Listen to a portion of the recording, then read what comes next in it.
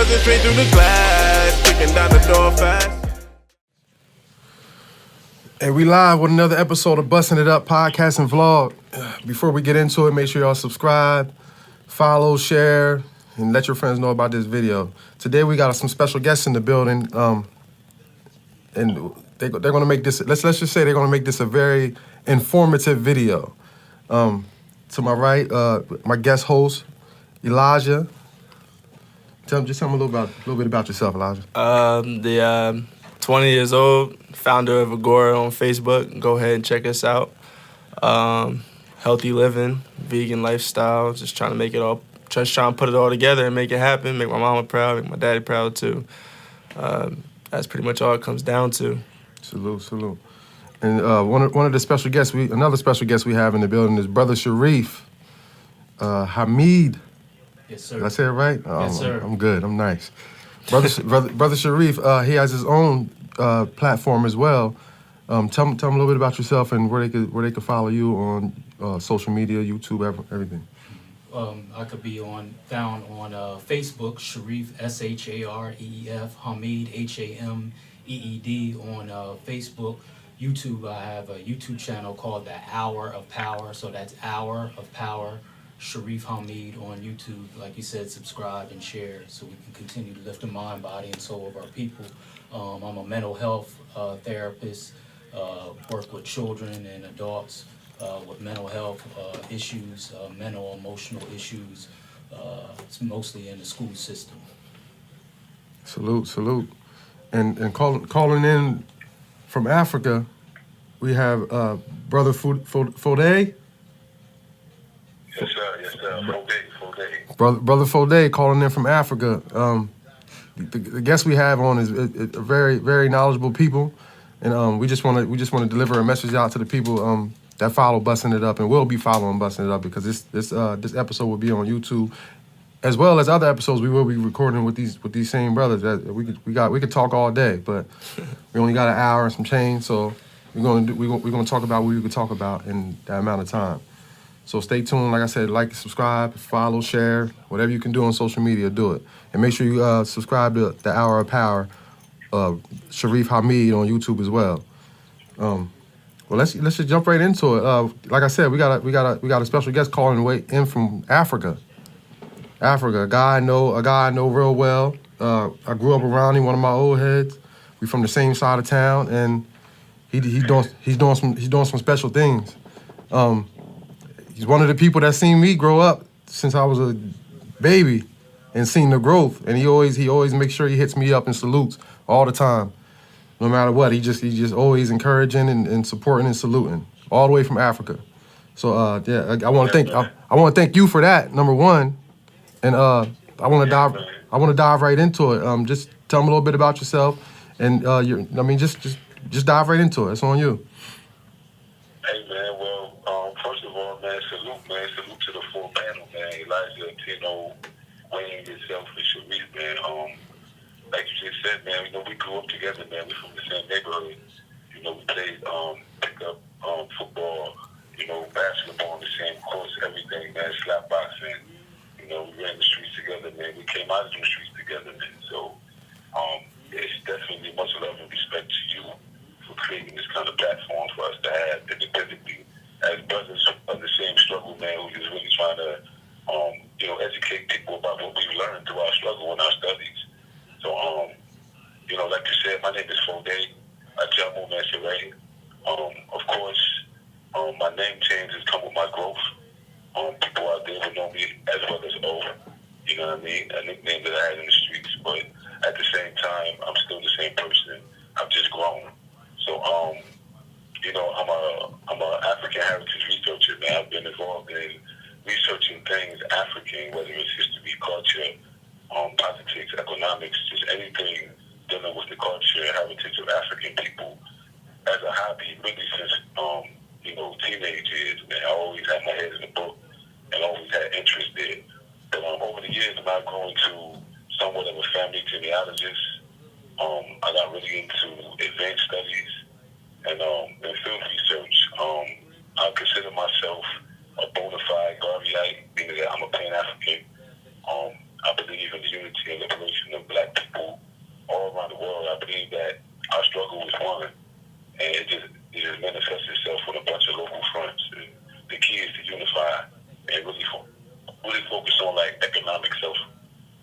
understandability at this point, you know, because the politics is where it's at with 45 in the office.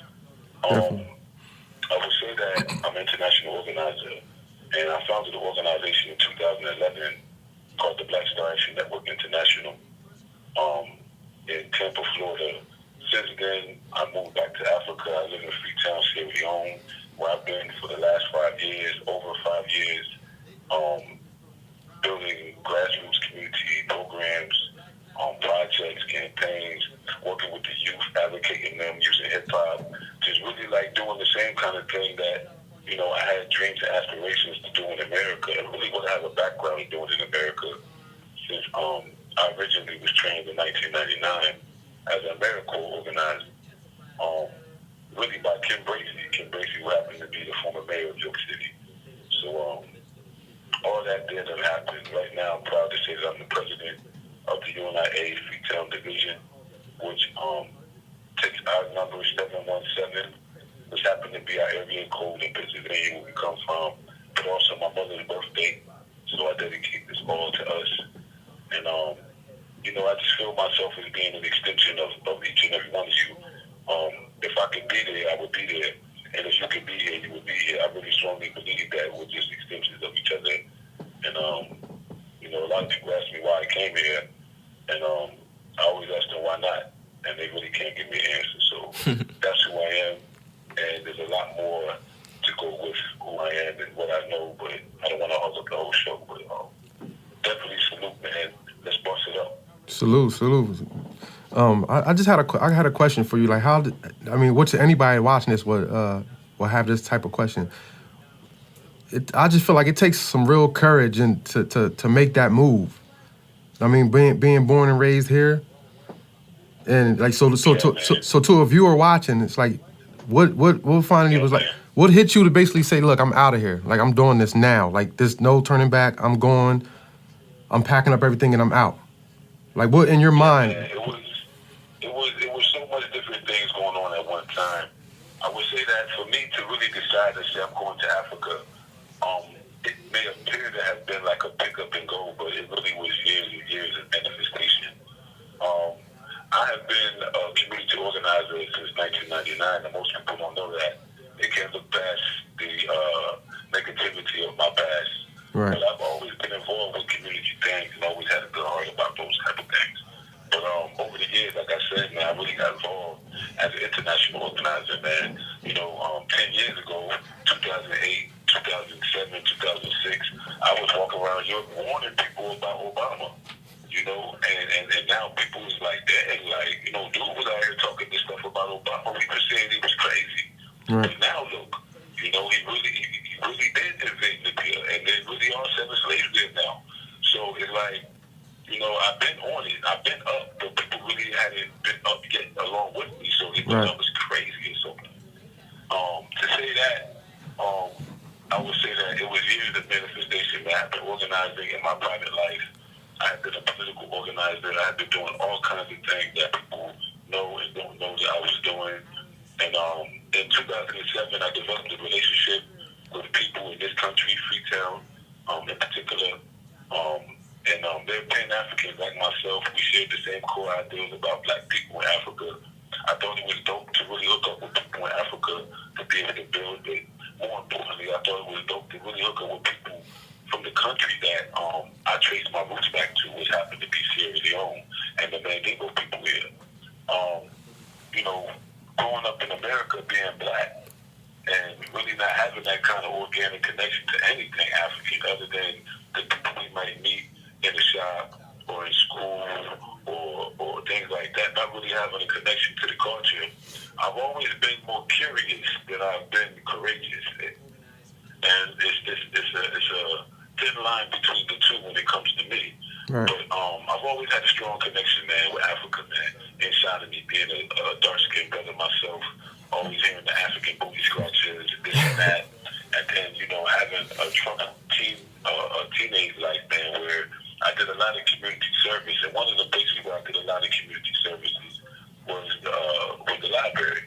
And in the library, I would pick up books and I would look and see things and understand things, but there was nobody there to know that I had that in me.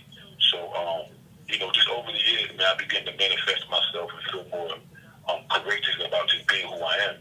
So Africa is something that I always had love for, and even within my own heritage, my own family lineage, being a Gullah Geechee, and my mother coming from Orangeburg, South Carolina, and really just studying and learning what is the difference between somebody from the country down South Carolina and somebody who's born and raised in New York City.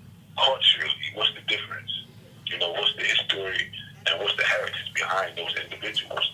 And then what would it play in my own makeup and my own understanding and feeling towards being black and being African and things like that. So the Gullah Geechees is what I would call a subgroup of Black Americans or African Americans or Africans in America. Some would say New Africans. But us, those of us who descend directly from the transatlantic slave trade and what happened to our people in the United States of America, us. Right. The Killmongers, us. And so the Gullah Geechee happened to be a group of people who originally spoke a Creole language similar to what you hear in Jamaica, like Patois. But they was from South Carolina, Georgia, North Carolina, and Florida. And where they was from is the same places where the majority of the people in York City, the black people, come from. Right. Bamberg, Charleston, Orangeburg. So there's a connection with us lineage that we've been separated because our people ran to the north for jobs. They was running from the Klan, man. They was running from segregation back 50, 60, 70, 80, 100 years ago.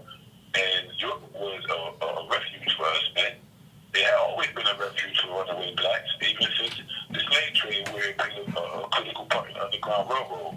So York has always been something that would draw refuge Africans or black people fleeing white oppression to the north.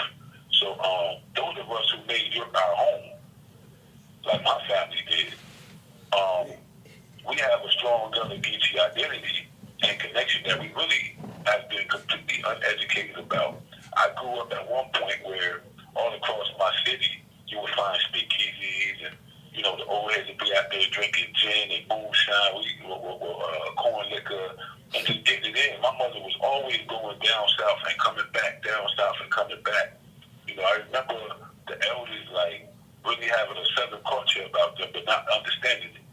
So, having grown up down south for 2 years of my life before returning back, I had additional exposure, and then to the language, I could hear it even in my family's tongue. So I was always curious about these things that I would experience in my family that I might not experience, in the Sweeney family, for instance. If I'm at a family event with the Sweeneys, in that city, then it might feel a little different than what it felt like in a family experience that I would be familiar with in Orangeburg, South Carolina. Right. And those are cultural differences, but we're really the same people. And so these people trace back to Sierra Leone, and the majority of their ancestors came from Africa to be part of the rice trade. And we make up the same people, the same tribes of this country. Now, this is the same country that they was just using propaganda to molest and to humiliate in that movie Blood Diamonds. This country fought an 11-year war from 1991 to 2002. You understand? And that's what really got me interested. Like, man, that's where my ancestors come from. You know what I mean? That's where I'm from. And then in 1792, 1,200 black Americans came back and founded this city that I live in, Freetown. So this is actually the first city in Africa that was founded by African Americans who came back. And they were led by Gullah Geechees just like me and just like many of the people in YC. So it's very important for us to know our roots, and I'm on it. I'm on it for us. It was a very easy decision for me. Prior to me coming, I had hooked up with some guys over here who was running for parliament, during elections. And right now it's elections again. Every 5 years they have their elections. And part of my political activism work is to support, the struggles of grassroots organizers who represent the interests of the masses of black people anywhere in the world. And so I toured this guy. I went all around the U.S. We went to Cali, we went to Chicago, we went to Dallas, we went to Atlanta, D.C.,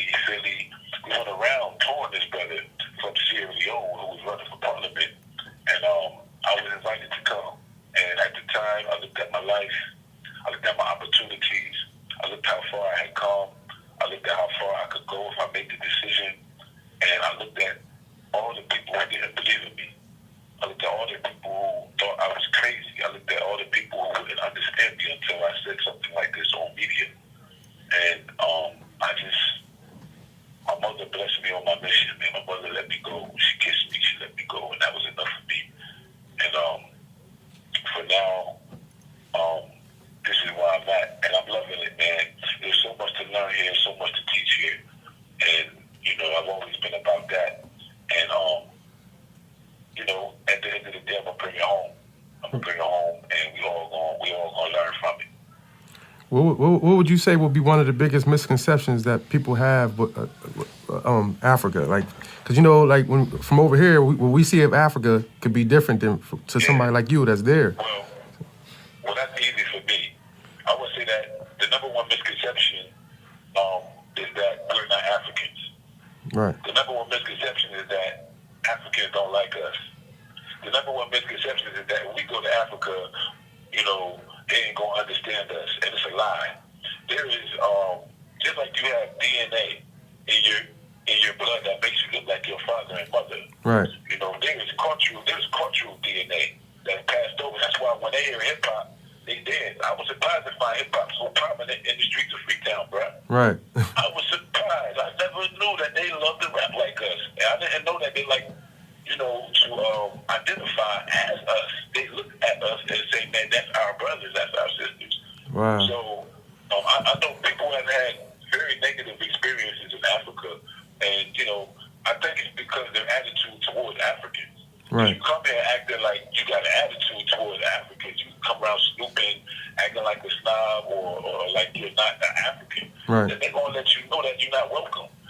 But if you come like, man, it's my motherland, show me where my kingdom is at, they're gonna be like, come on, I'll show you, it's right over here. And it's really about that, man. It's really about us losing the fear that we have and being more curious, not necessarily courageous, man, because we come from courage, man. Our ancestors were very courageous. We wouldn't even be able to be here today if it wasn't for the courage in our bloodline. So it's not even something that we have to even highlight in individuals. Wayne, you were very courageous, brother. Even to have busted up right now, we on this joint talking like this. Right. Brother Sharif, he's a very courageous brother. I love the work this brother does. Brother Tino, he's always hands-on with the youth. And that work right there, that's the nitty-gritty work, man. I love the work that he's even doing with my own son, encouraging my own son in my absence. Right. To pursue his interests, you know what I'm saying? And it feels good to know that even though I'm in Africa, man, I got brothers behind me that's going to give my son the right advice. And so even though we look around and we see the negativity that's happening, we have to understand that the whole world is going through changes. And our city is not exempt from that. There was things that was happening 20 years ago to us that we didn't understand. But it was creating these conditions for our children to be coming up in. And now we understand it. And it's not too late for us to redeem ourselves and get, back on the right track in terms of being, the kind of intelligent cats that, we was always encouraged to be by our parents and elders. But I do think that things like this is a big step forward, man. The biggest misconception that I really see is that Africans don't like us. I never had a problem with not being liked here. I never had a problem with somebody disrespecting me here. Maybe if they see me as like a tourist who I'm just here for a couple days, they might say, damn, let me overcharge this dude. Right. You know what I mean? Let me overcharge this dude. He don't know he's a foreigner. But I've already blended so much in the culture where I'm fluent in the Creole language. Right. And I know the market better than people born here. So once you get here, you get familiar. You realize that Africa is real. It's not Wakanda, bro. Africa is real, and that we really come from here. And that you come here, you're going to be able to realize exactly how African you really are in America. But you're really not going to be able to discover how African you really are until you come to Africa. Right. And in America, you will be in denial because, you be in denial about it. You don't feel it. But, they say, he who feels it knows it. So, right. Hopefully one day, man, you're going to come through, man, I'll be able to show you around. Definitely. One of the other questions I have for you, because we have we have a guy. One of the guest hosts here is a vegan. Like, how is the health? How is the like as far as the eating and like how like can you touch a little bit on that, and then before we feed into some of the topics that they have, and we feel free to chime in. Anybody feel free to chime in on any time that we're talking. But how is like the how do I want to say it, like like are there a lot of vegans there? Like, do everybody eat meat? Is everything the same as here? Like, how is the What you mean, like the cultivation? yeah. Okay. No doubt. I can definitely give you some of that. Well, this country is extremely poor. Mm-hmm. I would say it's extremely poor monetarily. It's extremely oppressed. It's extremely exploited. Right. You know, this country has 37 minerals, man. It's one of the most naturally wealthiest countries on earth. You can get the most wealth, you get the most precious diamonds from this soil. You get abundance of gold. You have the world's fourth largest natural harbor and the largest natural harbor in Africa. That's why the British see this place as a target, because they were able to dock a whole bunch of ships here and make a commercial port, a commercial zone where they can trade slaves, trade whatever they want with coastal Africa. So this was like the epic center of the transatlantic slave trade. And no slave fortress or no country in Africa sent more Africans directly to the United States than Sierra Leone. And that really needs to be understood. So there's a strong bond here. A lot of the things that we do, they do. A lot of the gestures that we have, the way we may, make certain gestures with our hands, or the way women might roll their necks, things like that is here naturally in their culture. I'm like, wow, they do this just like us. But the food is great, man. The food is GMO. We plant the seed, we grow it. The sanitation at the markets could be a lot better. Don't get me wrong. There are social issues because the government really neglects the people Right. to the point where if the people don't do it, then it don't get done. And that's really, why this campaign that I'm doing, the Be Clean campaign, is why we're doing it, so that the people can take responsibility for the cleaning of the market. Because if the market is dirty, then the food is going to be poisoned. And so, we out here saving lives, man. It ain't no joke. Right. In that department. But in terms of food, man, food is abundant. Food is very cheap. In terms of internet is very slow right now, but I believe in this year or the next few years, they're really going to speed up and catch up to, at least to the West African standard of speed access. But, we make it. It's not so bad that we can't communicate. Right. The educational system, it really needs a centralized structure to it. And right now it's really decentralized. You have a lot of private schools. A lot of people are paying to go to school. If they can't pay, they can't go to school. And, there's a lot we can do to help, but we just don't know it until you come and you see it. But on the other hand, man, the culture is very, very vibrant, man. One thing I love about this country, man, is the youth. The youth, man, they got a fire in their eyes, man. Like, they so ready to make it, on the world scene. They so ready to prove that, they got good in them, man, that they can also rap, that they can also dance, they can also write. They do poetry too. That they have arts and crafts, or they play instruments. So the youth, they're really finding a way to express themselves and be free culturally, to music and to, poetry and things like that. And then the attitude towards education in the country, man, I would say is like 10 times more enthusiastic than what I see in most communities, black communities in America, man. People really love education here. If they got the chance, they will educate themselves to be doctors and scholars as long as they got the chance. Right. But the economic system and the political system is something that's beyond our control, and it's really one of the reasons that I felt the need to come here and be of assistance, because I seen that the system itself really needs to be changed from the root to the top to the bottom. Yeah. And process, there would need to be people who know how to organize grassroots community initiatives that will stimulate the people to think differently and do different things. So overall, man, I would say that the country has its ups and downs, its pros and cons, but it is absolutely beautiful, man. And in terms of food, they have so many different kinds of food, man. They got 17 different tribes in this country, man. They got Fula food, Timni food, Mandingo food, Mandang food, Creole food, man. You know, it's so different living here, being among people who actually, they know they're black, they know they're African, but they also have a family identity. Right. You know, that connects them with a large, vast group of people. And that's what it's like tribe. We see that happening right now in America with people, you know, rejoining traditional African spiritual systems. We even see it in the streets in a very backwards and degenerative form where people going, you know, haywire with this gang affiliation, this vast spread of gang activity where people is really identifying with, you know, these Bloods and these Crips and these this and these that. When the reality, man, is that all that shit is being promoted to us to entertainment, and our kids don't know any better. And most of us, we ain't learned the lesson from our past. So it's just like a bloodbath waiting to happen, man, over there, bro.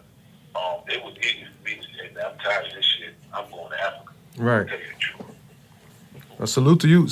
Definitely salute to you for making a difference, and definitely salute to you for making a difference in Africa, where it's more needed than it is here at the end of the day. So salute to everybody for making a difference. Another person that we have that makes a difference in his own way is Brother Sharif. He's here as a special guest, of course. We introduced him already, and we make sure you go like the Hour of Power. Subscribe to the Hour of Power on YouTube, and I'm gonna let him talk about a lot of things that he does in different ways and some of the things that he wants to address. And you know, and Elijah as well, who's 20 years old. You said 20? 20, yeah. 20 years old, so he's young, but he's already conscious. He's already woke. Let me say. You know, so I want to let them say some things that they want to talk about, and feel free to chime in. You know, it's a platform we can kind of go back and forth with if we need to. So, Brother Sharif. Yes, sir. Mr. Hour of Power. Yes, sir. I mean, touch on some things that you do amongst the community, for yourself and your family and just the people. I know one of the things you always says on your videos is you want to continue to lift the mind, body, and soul of our people. Right. What do you explain that? What exactly do you mean to the viewers, to the people that might not understand? I know, but Right. you know. Again, Brother Sharif, born and raised here in York, PA. Got a lot of my learning in North Carolina. I've been down there for the last 10 years, but I recently came back here to try to, you know, share some of the information that I learned down there to, again, lift the mind, body, and soul of our people. It's no secret of what's going on, you know, with the struggles with our people, you know, here in York, but abroad. And what is striking is if you look at our struggle here in York, and then if you take someone in California, in our community, someone in Chicago, it's the same thing, almost like it's a blueprint. So I always look at it like either we're destined to fail or it's a blueprint for us to fail. Right. How can a family in York, PA, Chicago, or LA that's never seen each other, never been in contact with each other, but we have the same issues? Right. High incarceration rate, poor diet, bad education. Financial illiteracy, that's another thing too. It's all the same and we're not connected. So it's either we're destined to fail or it's a blueprint for us to fail. And it's no conspiracy theory. It's just, it is what it is.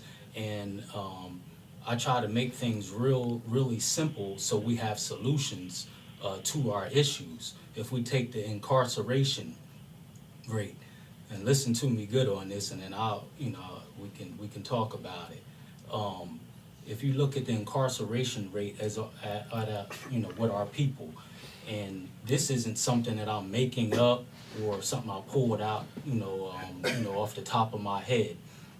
In every state in the United States, in every state we are 3 times the rate incarcerated in which the population that we live. Meaning, statistical wise, in Pennsylvania, since we're in Pennsylvania, we represent 56%. We're 56% the prison rate, but we only represent 10% of the population. Right. That's in every state. If you go to North Carolina, where I'm from, we're 58% of the prison population, but we're only 22% of the general population. In Atlanta or Georgia, which everyone thinks that we run the state, but we don't.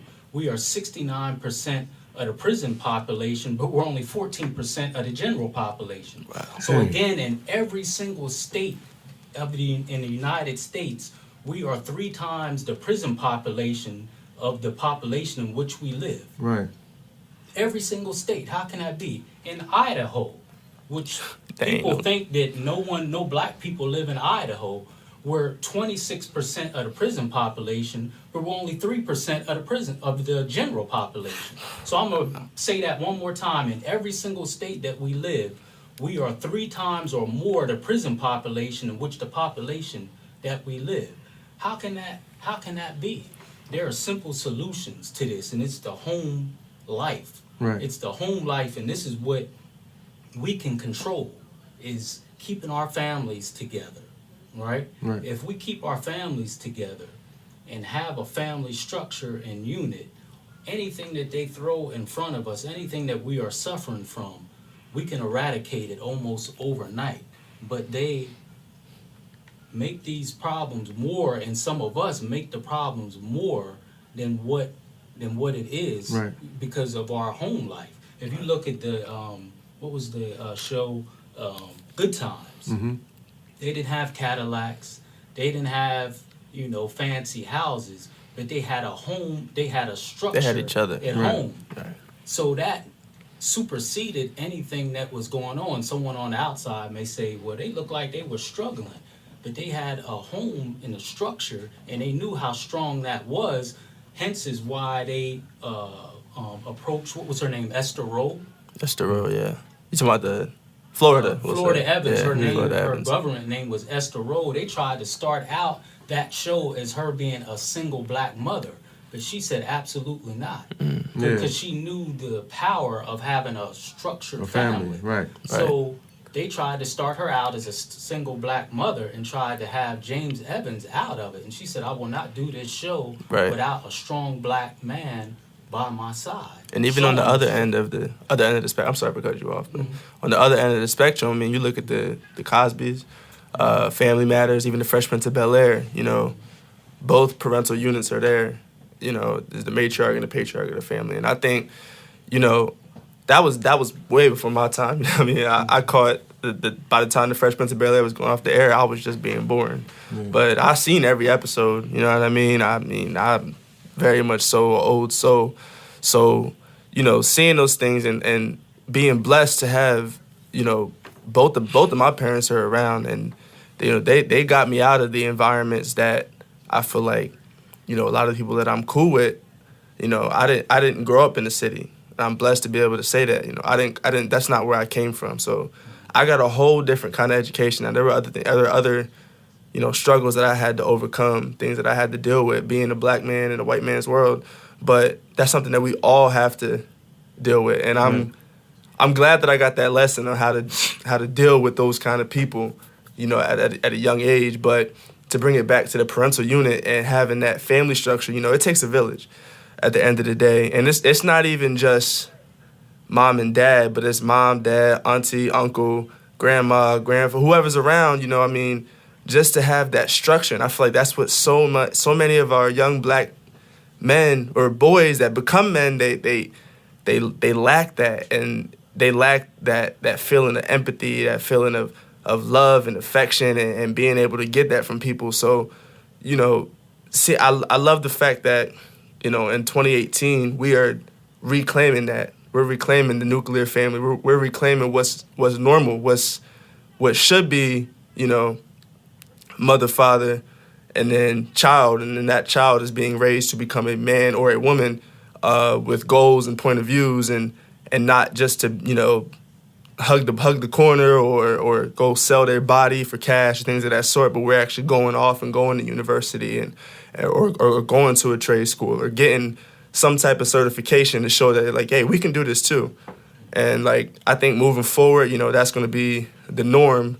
Whereas what you said, I know nationwide, you know, black folk are only 13% of the national population, but 1 in 4 black men. So there's 5 of us sitting in this room right now. 1 in 4 of us will go or has gone to jail, and the 5th one might be an outlier. That's troubling. Whereas on the other end of the spectrum, you look at Caucasian men, it's 1 in 25. So moving forward, I just think it's important to continue to push that education, push how important it is to have a loving family around you, and just keep pushing for a better tomorrow. One of the things that was interesting, which y'all touched on, that I'm just kind of like feed off of that, is the family structure is basically what y'all was saying. It's important to have that in the black community. I just want to add on to the family structure doesn't just mean your blood relations. I mean, for the people that are watching, I mean, you got pastors, you got coaches, I said, it takes a village. You got your old heads in the neighborhood. Like I said, like, you know, like I grew up in a family environment on my side of town that I was raised at, and negative or positive, I got to see. You know, like, and that's where, like, it's some of the things that I seen that I knew not to make that mistake from somebody that already made it before me. For example, Fude, like, I've seen a lot of things, like, you know, and I just knew not to cross the street if he already got hit. You know what I mean? Like, why would I go in the street if he already got hit right there in that same street? So I just want to put that out there, because it's a lot of older people today that are just doing, I'm gonna just say it, nut shit. You know what I mean? Like, it's just like they're not, and they don't even know that there's younger people watching them, including myself. I'm not excluded from that, because none of us are perfect, but, you know, you got people that are still in these neighborhoods, that are still around these young people, that would rather hang with them and not give off no, even if you are hanging with them, there's nothing wrong with that, but you're not giving off nothing that you went through that messed you up in your life. You know what I mean? So if you're not giving that off to them, then what are you doing out here? Like, what are you, you're in the way. Because this kid, this 16, 17-year-old that is looking up to you, and you're not giving them nothing, not physically giving them nothing like money. I'm talking about, you're not giving them no knowledge. You're not telling them what to do and what not to do. You just want to chill with them. You want to drink, party, and smoke weed with them and shit like that. So that's what we have in York a lot, and outside of York. That probably goes on in every neighborhood. But I just want to say, like, that's family though. Like, that old head that you see every day when you come out your house, and that's out there that you communicate with, that's family as well. So that person needs to step up as well. You know what I mean? It's important for us to have the family structure, but these people that might not be blood have to step in. Like, I'm a coach myself. And, you know, I try to stay on the kids. Like, I coach 5th and 6th grade, so they ain't like they're in the streets or nothing, but they're about to be teenagers. So I use coaching to kind of like give me like some type of what do I call that? Like some leverage. Type of, no, I use that. I basically give them life lessons through practice. Influence, right? Yeah, like just giving that influence to where like they know, like, okay, I remember Coach told me about this. Like, I'm gonna use this to apply this in my life. Like, that's the kind of things that I'm doing because I have younger kids, but they are about to be teenagers as well. Right. So they could easily, you know what I mean, be out there. But I just think like this guys like coaches could step up a little bit more, because you got a lot of coaches that just care about the sport. And then you don't hear from them outside of that. You know what I mean? I personally think that's bad. You know what I mean? Because if I don't have kids, but if I did, I would think that my coach that I'm trusting with my kid should be there more than just for the sport.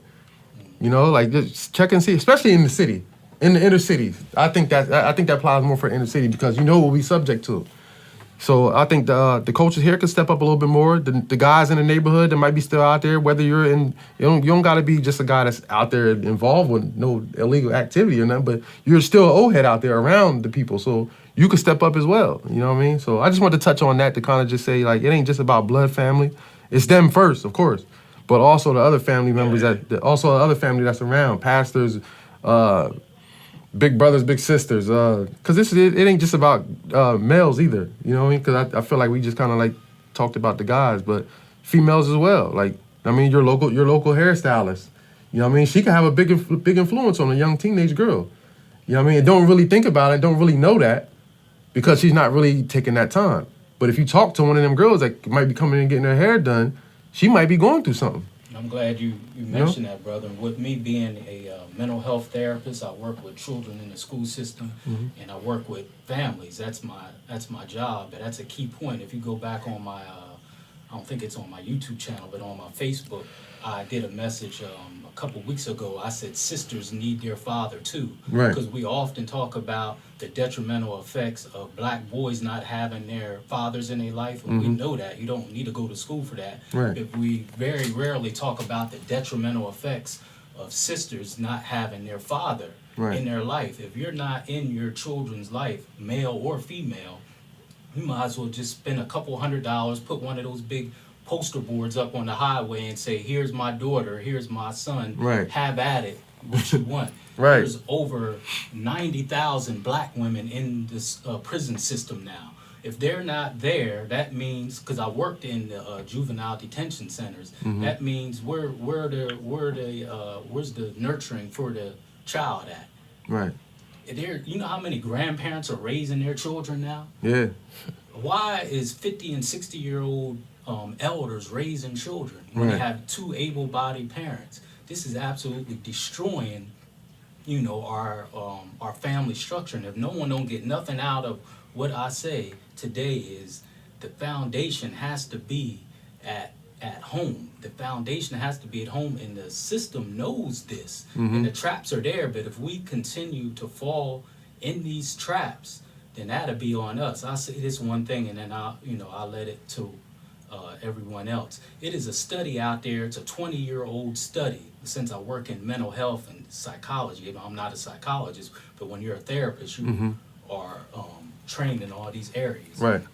There's a study out there. It's called the ACE study, ACE, and it stands for Adverse Childhood Experiences. And it talks about if children in their first 18 years on this earth, or if these issues are not addressed, it will take 20 years off their life, meaning sexual abuse, mental abuse, physical abuse, and it's a couple other areas in there. It's called ACE, Adverse Childhood Experiences. They said if these areas are not addressed within the first 18 years of their life, it will easily take 20 years off of their life. And anyone who has had family members who have lost their life, I bet you if you look at these areas, sexual abuse, physical abuse, and different things that go on within the family structure, I bet you substance abuse.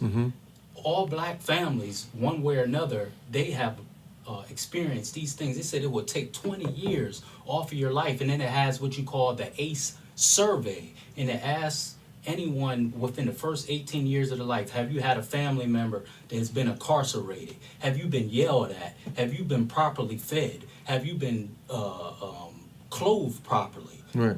Have you been sexually abused? If someone tried to sexually abuse you and different things, almost all of them have suffered these things in one way or another, which goes back to the family life. This isn't rocket science. We got to hold down our foundation, which is home, and try to protect our children from all these outside influences which affect us in detrimental ways as much as possible. If we do those things, everything else will fall into place. It's not rocket science. We try to come up with all these different things, but look that up for the listening audience. The ACE survey, which asks 10 questions, and the more you say yes to those 10 questions, the more you are susceptible to having 20 years taken off your life.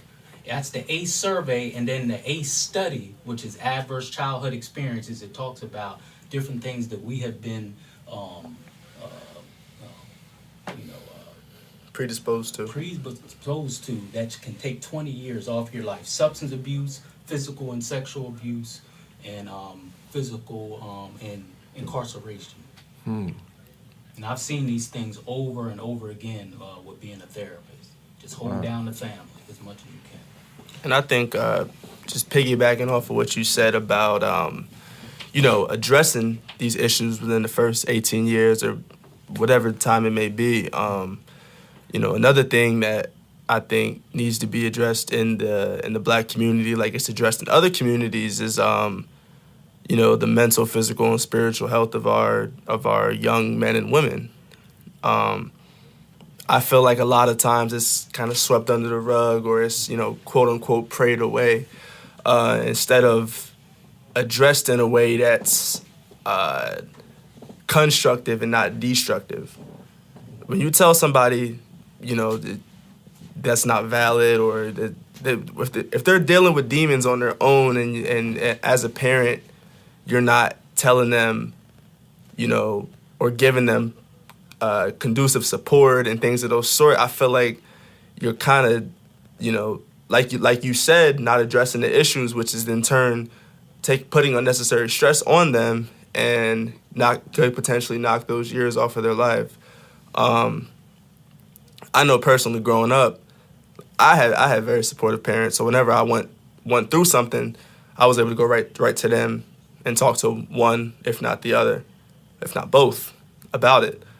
But I know everybody doesn't have that. Sometimes people don't even have parents there to do so. And that's just a sad case when I see that. That's why I always try to be a conduit for the people that I'm around, you know, just to always give off good vibes. And if they're going through something, I'm the person that they come to. And I love the fact that my friends and maybe people I'm not even that close to know that, because I feel as though all it takes really to talk you off the ledge of doing something that you made, let's just be real, of committing suicide, taking your own life, is just one person to tell you, like, yo, it's going to be all right, it's going to be okay, things get better, blah, blah, blah. But I feel like a lot of times there's a lot of people suffering in silence because of the stigmas, especially in the Black community, that surround, you know, being depressed, having manic episodes, or suffering from anxiety, or whatever your disorder may be. And I feel like moving forward in the kind of society that we live in, where we're being progressive in certain areas, I think we need to eliminate the stigmas and the taboos surrounding, you know, those mental illnesses, and finally come out and talk about them. That's the key word. It's talk. Communication is everything. And you know that being a therapist, especially in the realm that you're in, when you're dealing with such impressionable children and families, is sometimes all it comes down to, sometimes the key is just for them to talk about it, just get it out there.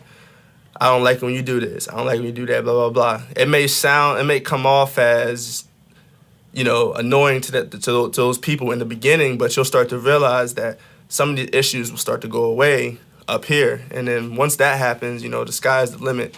I feel like once that mental block is taken off of certain people, you know, then they're really able to reach their full potential. I know once I was able to eliminate that mental block off myself, you know, I started to look at the world in a completely different way.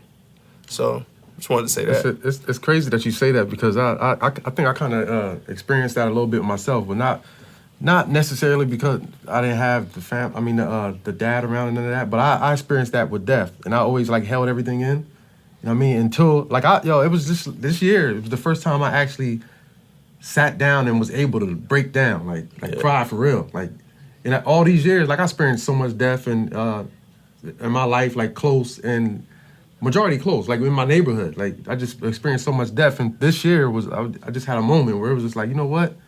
Like, I had this shit on my shoulders for too long. You know what I mean? And now it just was like, as soon as I got done crying, it just was like, all right, now give me a drink. You just feel refreshed. You know, like it was like the weight was off my shoulders, and it just was like, damn, like nothing happened right there for me to even cry like that. Like, it just was like a moment, like, you know what? I need to let this shit out, because it's either two things. Like, I'm gonna do something that I ain't supposed to be doing, like, you know, because I'm dealing with this death. You know, like that's one of the hard things that people got to deal with in the city anyway. So it's either that, or I just let this shit out. You know what I mean? And to somebody that's going to understand, and that's what happened. So I understand that. I use that to basically say, like, I don't consider myself to have any mental health problems or even needing a therapist, even though people told me to go see from a couple times. You know, you never really know yourself. Mm-hmm. You know what I mean? Like, I don't, like, I could need a therapist. And I don't even know it. I probably won't even say it. Mm-hmm. You know, but it's like, damn. See, that's part of from YouTube, being young brothers in the community, we have to stop doing this. And I'm not just saying that because that's the field I'm in. Nah, you're right, though. It's what it is. We'll go to the doctor if our blood pressure is high. We'll go to the doctor if our knee is hurt. But how many times do you hear brothers say, I'm going to go see my therapist. I'm going to go see a counselor. Right. We are suffering from mental illness, and a lot of it isn't our fault. It's the society which we live in. We got to go get help. And a lot of these domestic disturbances, no matter whether they're black or white, that you see in the community, a lot of them are from mental health illnesses. Right. No matter whether they're black or white. So imagine, because when America has a cold, black people have the flu. Right. Whenever America has a problem, it's 5 times worse on us Exactly. by design. So we have to come out of that, get rid of those taboos that we have, and seek mental health, because we are going to continue to have the issues that we have if we don't address our mental health issues. Again, we'll go if our knee hurts, if we have a little high blood pressure. You hear people say, I'm going to go to the doctor. How many black people you hear say, I'm going to go seek mental health? Because we don't think, or, because of our spirituality. Remember, 85% of black people in America claim some kind of religion. That isn't me saying it. That's by... You could look at the CDC when they do these statistics. 85%, and just think, most black people, like, I'm a Muslim, okay, but and they'll say, well, we'll just pray it away. Right. But no, it doesn't work that way. You got to get help, and then that's why you see Uncle Leroy or Sister so and so exploding. Right. And then you got children, and then that's not checked. And then that's why we have the issues that we have, because a lot of mental health issues are not being checked. I ain't talking about no medication now. Right. Now, if you're a danger to yourself or someone else, you may need something. I'm just talking about going to someone who is trained, who is outside of you, And being able to talk with those issues. Right. I think what it is people think like, okay, when you say mental health, when you use that exact term, it's like, yo, I ain't crazy. Right. Like, I'm not crazy. What the hell I'm gonna go see my mental? My mental is good. Like I just said, like I feel like I'm all right. But ain't nothing wrong with me having a conversation with you and just letting it out. That's you being my therapist at the end of the day. If I sit there and talk to you for an hour about my problems and you just letting me vent, you might not even say nothing. That's what you do. Like, you can answer that. Is that what you? That's kind of what you do sometimes. And like in one of your sessions, can I come talk to you and just like let it all out? You don't say nothing. Right. And you like come back and see me the next. And Brother Fude could attest to this. One of our great ancestors, Imhotep, he had like 100 different jobs. He had, and one of his jobs or one of his talents was he was a sage. He was a counselor. On top of him being the first mankind's first doctor, Right. Who helped build the stair-step pyramids there in Africa, and he also developed the first hospital of mankind there too. It was called Imhotep's Hospital. So we got to have people that we could reach out to speak to help us, get through everyday struggle. I mean, we just see death and fighting and violence on TV. By the time you're 18 years old, the CDC has reported that by the time you're 18 years old, a youth has witnessed over 18,000 murders just by watching TV. It's violence on TV every minute. It's violence on TV, but by the time the average youth reaches 18, he's witnessed anywhere between 16 to 18,000 murders. Look at the TV shows. What is that doing to the mind and the psyche of our youth? And then they wonder why the youth are so violent. But look at the violence that he sees on TV. Right. I just want to add, and I'm gonna look into the camera for this one because I really want to get this point home. But parents, talk to your children, ask them how they're doing, and I don't just mean in passing. I mean like really sit them down and ask them. I feel like a lot of people nowadays, especially piggybacking off what you said, it's like there's so much murder, there's so much, and there's people like you, like even like what Wayne said with the whole, well, I'm not crazy, so I'm gonna just vent about this issue, and that might be enough for the time being, but you don't realize how self-damaging you're being by maybe going out every night or drinking or smoking or having a lot of unprotected sex. You don't realize that that's your way of coping, but it's so subconscious to you to say, oh, I'm gonna just go out and I'm gonna I'm gonna fuck on XYZ, or I'm gonna just go turn up with the fellas, or whatever it is that you do, that's your coping mechanism. And I feel like a lot of that can be solved by just having deep conversations with the people that really care about you, or even with a therapist, or even with your pastor, or whoever it may be. Being in tune with your emotions. I was very numb for a long time, and then one day I was just driving. There was no music on, and I had to pull over. And I'm just teared up, crying, and I'm just like, what is wrong with me? And it really hit me. Like, I was really dealing with some personal things, and I feel like there's a lot of people that they just never deal with them. And if you keep pushing your emotions to the side, I feel like more and more bad things are going to happen to you. Once I dealt with that, once I got that out of the way, I was able to identify what was going wrong in my life, why I was coping in these ways, what toxicity was there that I had to try and eliminate. And I was able to elevate my willpower to a way that, like I said, I changed my entire diet around, and I go to the gym religiously, and I read, and I don't sit in front of my TV. I don't play the Xbox all the time. And I'm glad that I figured it out. You know what I mean? But I feel like a lot of people go their entire lives just being angry and holding contempt at a situation that wasn't necessarily their fault. But at some point, you have to have enough emotional intelligence to sit down with yourself and be like, okay, like, it's not my daddy's fault that he left. It's not my mom's fault that she was on heroin or crack or whatever. It's not my grandma's fault that she couldn't do XYZ because neither of my parents were around, or whatever your situation may be. At some point, I feel like you really have to be like, here's my problem. How can I solve it? You know what I mean? And if you can't solve it because you don't have the emotional intelligence to do so, it gets a little shaky down the stretch. I would hate to 20 years from now just not know what's going on with myself inside. So being able to have that support system that I have, I feel like it's nothing but good.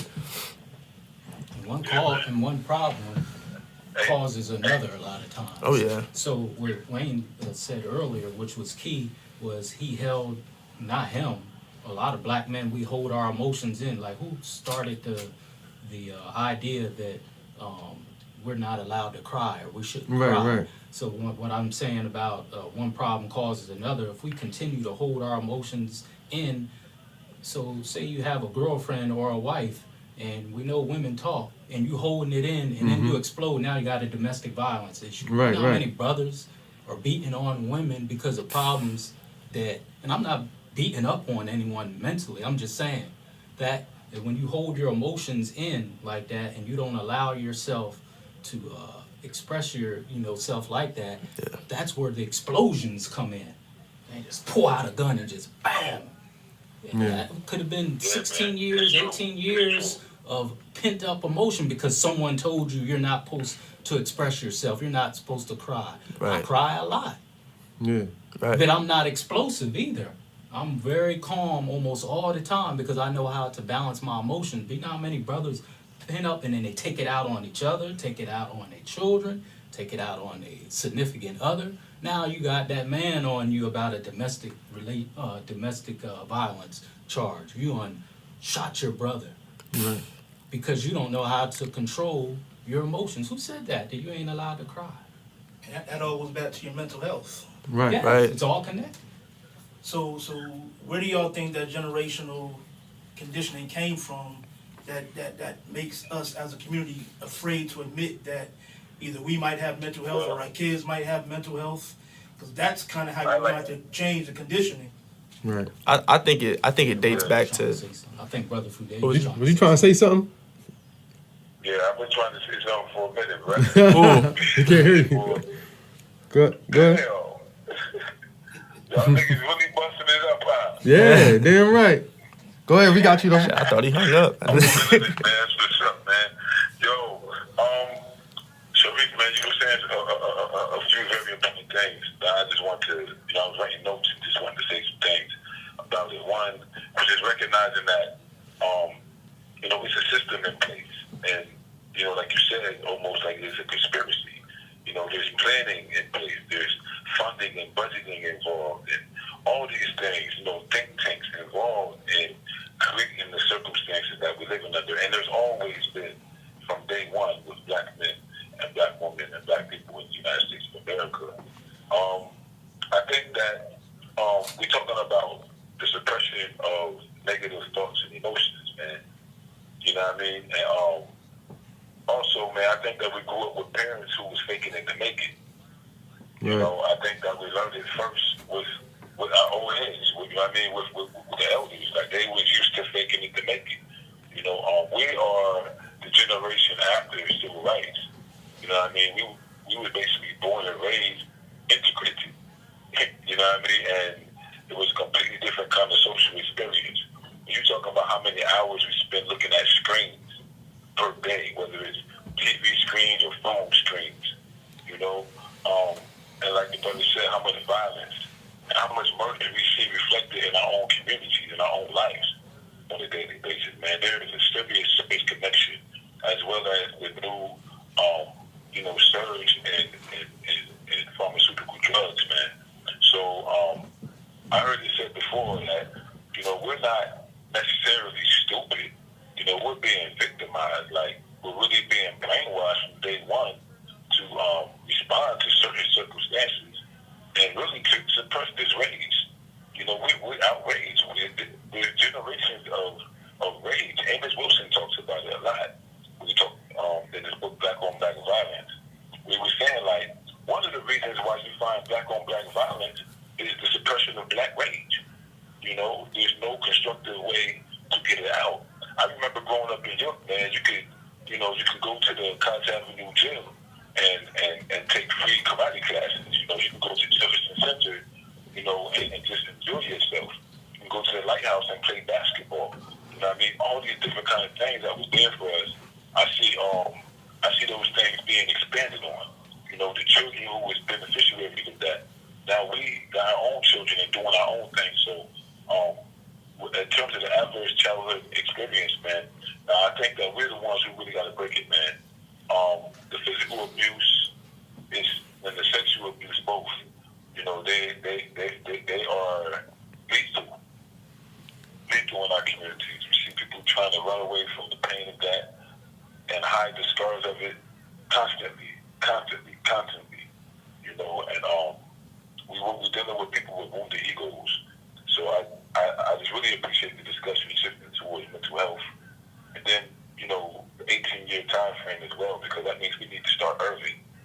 We need to teach our babies how to deal with the suppression of negative thoughts and emotions, man. That's energy.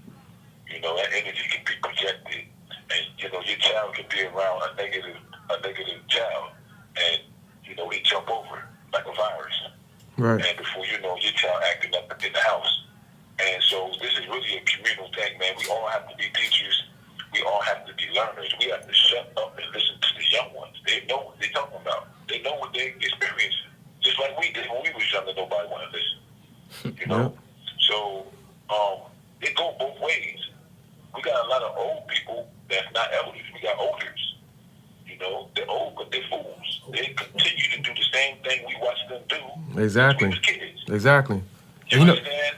And they're a problem. They're a problem. Problems have to be solved.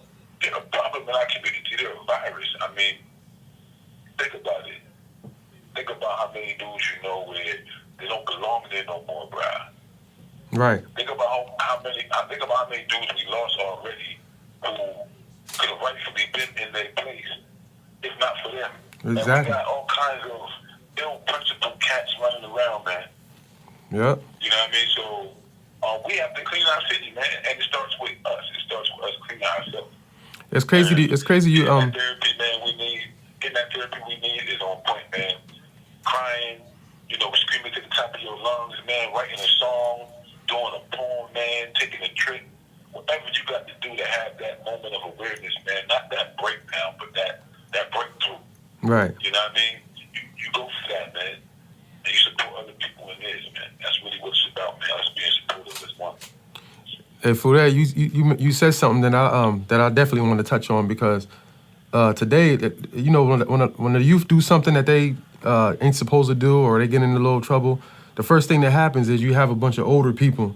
You know what I mean? And I want to say this with respect to the older people that do step in and be a positive influence to people instead of just being negative all the time. But when a younger person does something that might not be technically right or something, the first thing that happens is all the older people get on social media and they do it and they bash and they bash.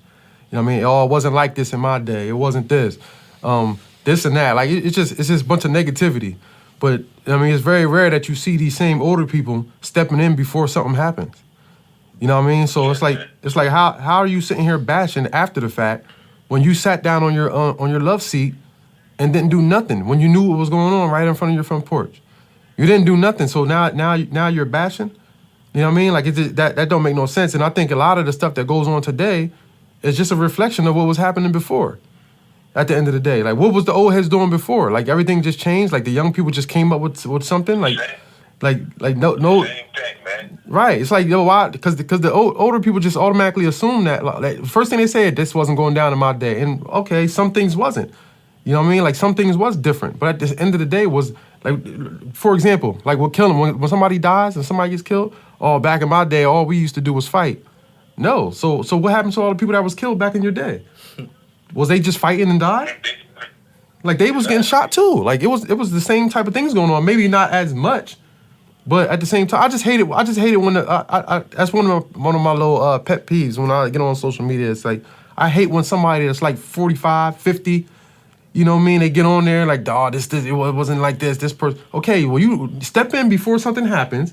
Go speak to somebody. Go out there and talk to somebody. Do something. Don't just bash a young person every time something goes wrong. You know what I mean? You wait till after the fact to get on social media and bash them when you see a report. I think all of this is just like, Exactly. That's not right, man. I will like on social media, like they didn't have that 20, 25 years ago.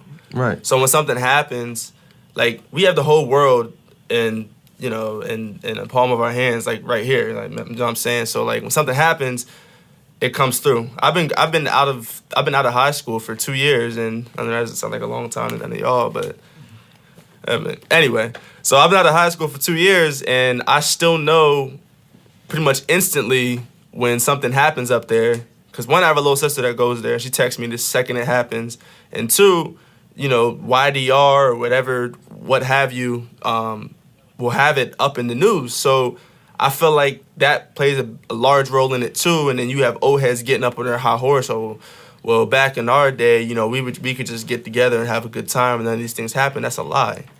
That's a lie. People been doing dumb stuff since exactly before Christ. Like, you know what I mean? Like that's no change.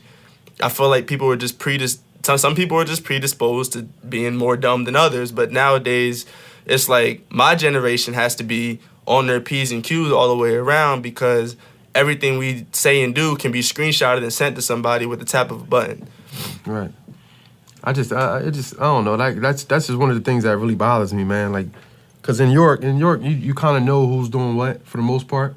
It's a small town, so you know who's actually stepping in and just doing whatever. You know what I mean? So I just hate when something happens.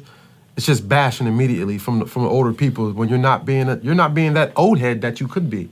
You know what I mean? To me, when I say, yo, that's my old head, I'm not calling somebody my old head that I can't even talk to, that I don't see. Like I don't have you're not my old head. You're old. You know what I mean? If you're my old head, that means I can hit you up at any time. Like, yo, this is what's going on. You know what I mean? Like I'm in a situation. What you think? You know what I mean? Like anybody that I call my old head, I can do that to. You know what I mean? So if you're not them, if you're just old and miserable, sitting on your couch, you know what I mean? Don't get on social media and bash these kids out here that might have made a mistake, because you made a mistake too. You know what I mean? Like I'm not justifying anything that a younger person did. Like if they kill somebody, they killed somebody. Like the law got to handle that at the end of the day. But I'm talking about when a kid makes or somebody might be hustling. A 17-year-old sold some drugs, they got locked up. It's on the news report. Here come the older people. Back in my day, this is that. This like, come on. Like, what is? Did you say something? Did you pick that kid up to go fill out job applications before they was hustling? Because you don't even know that kid might be starving at home. You don't know what's going on. So, you know what I mean? I just wanted to kind of touch on that for a second. When we don't control our own narrative. Right, right. We don't control, no media. We're not in control of our community. We live in our communities, but that's almost like robots walking around. We don't control our narrative a lot of times. I put that on social media as a lesson yesterday. We don't control our narrative, so repetition can be a positive thing, but repetition can also be a negative thing depending on who controls the narrative. Right. And again, I always try to have proof behind what I say so it could be a lesson so people don't think it's coming from me. Right. And in science, they have proven the power of repetition. They did a study where with fleas, elephants, and fish about the power of repetition. They put a fish in a big giant tank, and they put a divider in the middle of the tank. But at first they had the fish going back and forth.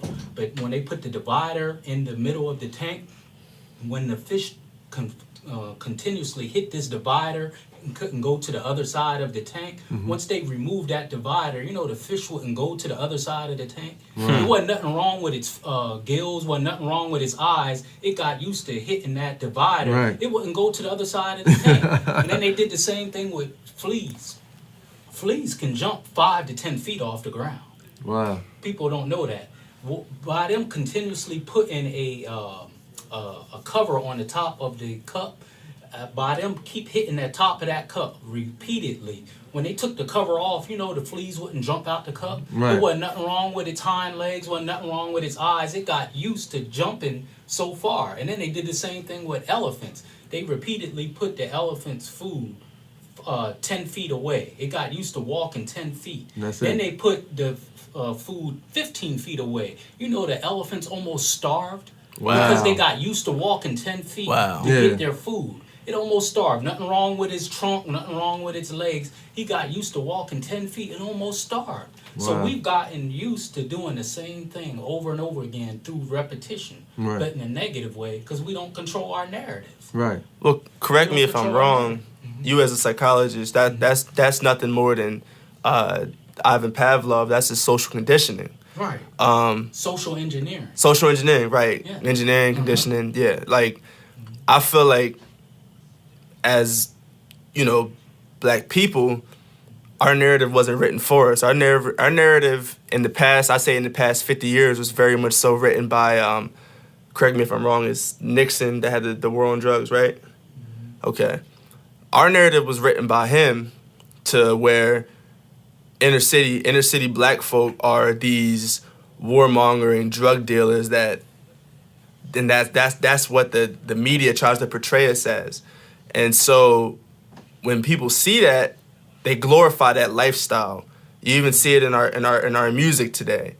But I feel like a lot when people are kind of starting to wise up to, what that may be and what it is. And as far as, seeing those barriers, I think on both sides, there's white people I'm cool with that are scared to come into the city, and there's Black people that I'm cool with that live in the city that won't come out to where I'm at.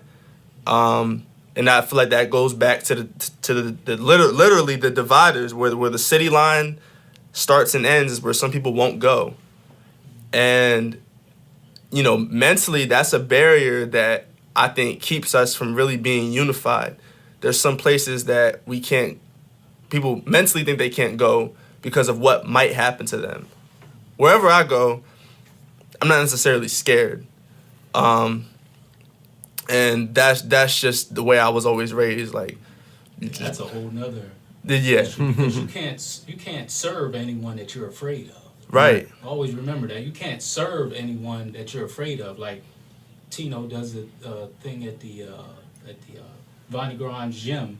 How would he serve the youth if he's afraid of them? right, Right. Yeah, it's 5 of y'all in here. It's too many of y'all. That goes back to the Black codes where they said so many Black people couldn't walk down the street. That's Right. something that was social engineering, but now it's we are afraid a lot of our own youth. Like we talk about, not we, but it's this thing in here about the how youth are being treated in the school system by white people. But we can't use that excuse anymore, because back in the day, in the 50s and 60s, your principal was right, the counselors was white, everyone working in the guidance office was white. But now in the school system, principals are black, assistant principals are black, counselors are black. So how can you blame what's going on in the school system solely on color?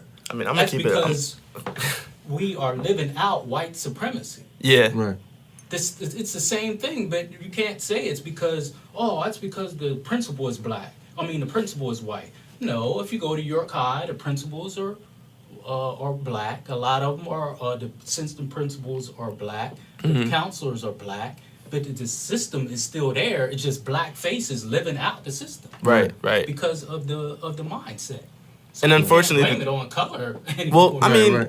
there are some areas in even York County. Like I had never had a black teacher in my life. Not a substitute teacher, not a Maybe counselor, I'm not thinking of nothing. the South. Because, Well, I mean, yeah, and I get that, but just even looking at the microcosm that is York County, that's the life that I grew up knowing. So like that sounds cool to me. Like I don't know what that's like. Like it used to be. That's my point. Like, Well, it yeah, used to yeah, be but across the board, everyone was white. Was white, right. Now you have blacks in these different Positions of power, that right. It used to be, but it's still the same results. Blacks are still struggling in reading, math. Mm-hmm. I have the statistics: reading, math, science. It's the same stuff. Right. But I was just saying, I think it's like there's a lot of learning and unlearning that has to go. I'm sorry, unlearning and then relearning that has to take place moving forward. And a lot of implicit biases that need to stop being put on our children.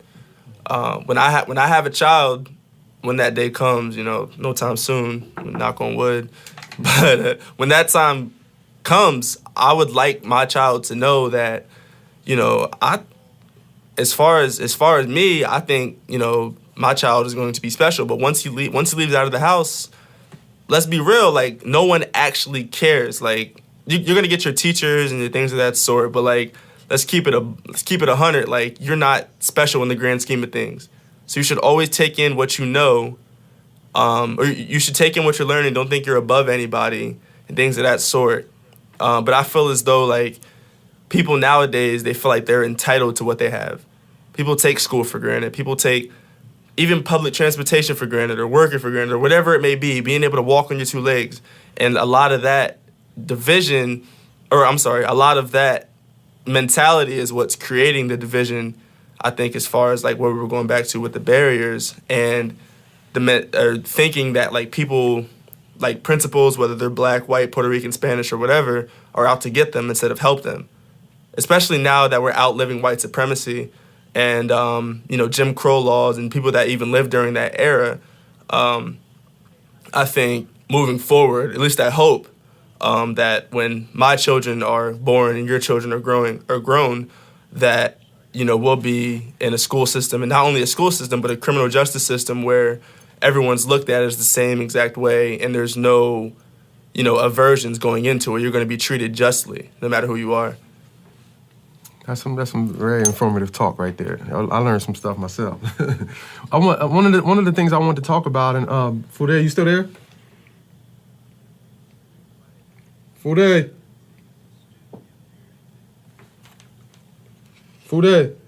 Yeah. Oh, you still here? Okay, all right. I just want to make sure you're still here. One of the things I want to talk about, and I want you to touch in on this, is a lot of the, it's the whole, not to get off of what y'all was just talking about, but I just wanted to get another topic in. It's a lot of school shootings and stuff going on here. I don't know if you've been informed about all the stuff that's going on over here. Are you in touch with everything? Yeah, man. I follow as much as I can, man. Via social media. Okay, so it's a lot of the school shootings are going on, the whole AR-15 gun laws and all that. And one of the things that I noticed is, like most of the time when these school shootings go on, there's always white people. And not to make this a whole racist thing, but soon as it happens, the whole mental, I want to piggyback off of that, it's this kid that might have mental health issues. But soon as when something happens with a black person, Why isn't it never being talked about with mental health? Like why couldn't that black person have mental health problems? Like I don't do y'all It's real, man. you get what I'm trying to say? It's like yo, like soon as a white person shoots up a school and kills a bunch of people, first thing you see is he wasn't raised with his dad left him when he was young. He has mental health issues. But then when a black person gets in trouble or they do something, they're targeted. Like who's that? Which one was that? Mike Brown that went to the Yeah, Mike Brown. Yo, what They type of shit is demonized that? that man. Like you destroyed his whole character and everything. Not once did you say, oh, maybe he had mental health issues.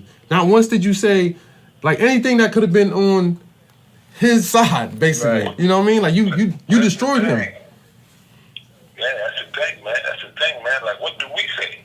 You Right. know what I mean? Like, what do we say on our media? Like, what's the truth that we give to ourselves? What do we tell our children? What do we tell our community, man? Because if we know the truth, and like you said, you're not trying to be racist. I never think that a black man could ever be racist anywhere on the face of the earth. Once Right. I understand what exactly white supremacy is, that it's not just a prejudice towards someone because of race, but like Brother Sharif said, it is a systematic mental disorder. It's a complete sickness, and it can possess anybody of any race. But what we're looking at right there, man, is actually white advantage. This is where whites get over. This is where they are able to get sympathy, even when they are serial killers. You understand? In comparison to us, where the cases is never as severe as that. We're not shooting up schools and shit like that, man. Right. So there's a disparity in the way that the news is reported. And, it's always going to be like that. And that's one of the aspects of white supremacy. I'm listening to this conversation, man, and I'm really enjoying listening to the young brother, Elijah. Yeah. He's young, but, he got his own understanding of the world. And I remember being that age and having my own understanding of the world. And I can say that his understanding is pretty advanced for his age. Right. At the same time, man, you have to take into consideration what you know from experience, not just what you understand from observation or True. study. Experience is the number one teacher, man. That's the number one thing that teaches us, which way to move in. And so I think we're talking about, a cycle of intimidation. Of disrespect. You have to imagine how that feels, man. Like, we know how it feels, but you gotta imagine how it feels to be that white boy, to run up in Charleston and kill them people, man. Right. And then go eat a burger on the way to prison. You know what I mean? You gotta understand, like, what that feels like. That's white power. Right. And what the brother was talking about is neo-colonialism, man. White power and blackface. That's what we find everywhere, in every institution, in our communities, and black people everywhere in the world, man. We find black people representing white power. And that's what we find in our black principals. That's what we find in our black mayors. That's what we find in our black police. That's what we find in our black ministers and preachers and imams. This is what we find. We find people who's willing and ready and able to will and deal with the system and give us some fairy tale that it's going to lead to our liberation when it really leads to them having a better paycheck. And probably more than that. And so this is a very, very big case, man. There is splits and divides within our community that need to be resolved. And we really have to find the most mature way to do it. But just saying what you're saying, man, is like, what do we say about it? How do we summarize, this white boy killing this many people in these schools and this sudden rise of it? I think that the white supremacists out there, the white boys and the white girls, don't get it messed up. The ones who are serious white supremacists, I think they have become America's number one terrorists. Right. Oh, I yeah. think they've always been America's number one terrorist, but I think that they're becoming more and more exposed as they lose more and more dominance in numbers and in international politics and economics. They got this fool man in office, and he's just completely, distracted us from what's really happening. Like right now in Africa, you have to understand that the things that happen in America, they also happen in Africa, and there's a connection there. You understand? Right.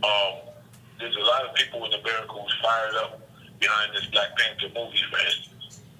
You know, and really feeling like heroes, really feeling like, you know, into our heroism bag. And I'm always watching where scripts come from, who write them, and who finances projects, whether it's a movie or, you know, educational program in the community. Just as a watchdog, I like to, you know, look behind the screen, you know, look behind the scenes and see what's really going on. And just the reaction of our people, the kind of emotional release that you've seen through a film. You know, we was like Star Wars, man, like on some other stuff, man. I've seen a change in the way that people begin to look at the work that they're doing in the community. Right. And then even people looking differently at the work that I'm doing here in Africa, because the movie really has some subliminals that was about what's really going on. And it also, I believe, has some strong suggestions about how we should behave if given confrontation by certain personalities. Those would be confrontational of the contradictions would be seen as negatives. You know, but that's really what needs to happen for us to overturn the contradictions. I've seen that this guy is talking about arming teachers, and even that teachers have shot people in schools. So if you really look at it, man, you have to think and say, man, what is this? What is really happening? Like, are we really that caught up on NFL and NBA and the club, and really still caught up on same BS that we've been caught up on for the last 40, 50 years, last 100 years, last 200, 300, 400 years? You know, there's so much more that we can do for ourselves to liberate ourselves from this kind of mental control. But that's really exactly what we're talking about. That mental disease is called white supremacy. And if it's in the black mind, we will hate ourselves and we'll be self-destructive. And as long as it's there, as long as we send our children to their schools to get white supremacist curriculums, even if it's being taught to black teachers in urban schools, we have to understand that it's all part of the same damn plan. Before you know it, you know, them schools where them shootings is happening, they don't have metal detectors. They don't have police and parole officers inside their schools like we got in York High. Right. You understand? But in York High, they spend money on that kind of unnecessary security instead of books. You understand? Because it feeds into the agenda of white supremacy. And we really, really, really have to get serious and confrontational about the way that we're being projected in the media. And like you're doing here, man, creating alternative, independent media sources, man, for we have a platform to be able to discuss these kind of things and spread them throughout. Because others may be thinking like us, but haven't been able to express it the way we have. And they might be able to take this same interview, this same platform right here, and just pass it to a friend. And Right. that friend gets some understanding of what they understand. And so we're all about educating ourselves, but that's a very important thing. Now, here in Africa, we don't necessarily understand what's happening in America, man. You know, I mean, I do. I'm from there. Right. But the average African, they really don't understand what's happening in America. And I'll say this, the average African American really don't understand what's happening in Africa. But I'll tell you, it's the same damn thing on both sides, man. It's white power and black face. Crazy. These politicians you see, these militaries you see, these corrupt politicians you see, they're white power and black face. They're not all of us. We're all not corrupt and dirty and nasty like that. Right. The majority of the people are suffering because of people like that. And we have them in our community in America. And it's a very, very big problem for us to solve. But I believe we're going to get down to it in this generation.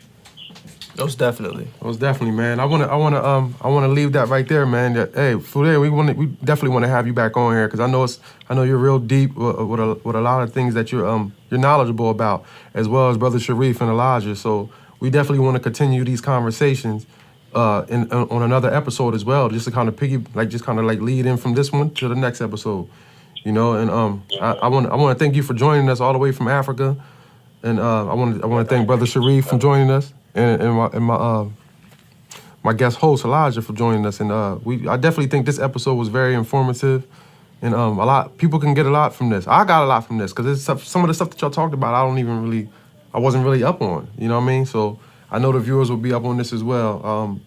For the viewers, make sure you like, subscribe, and share, and continue to push this out. This is an episode, even though we recorded other episodes, this episode really needs to be shared, tagged, promoted. You know what I mean? Because, like you said, like you teaching people at the end of the day. You know, so I want to again thank y'all for joining and busting it up, and definitely, man, we're gonna get to the next episode and definitely have some more informative things to talk about. You know what I mean? So thank you, Fude, thank you, Brother Sharif, and thank you, Elijah. Make sure y'all like, subscribe, and share.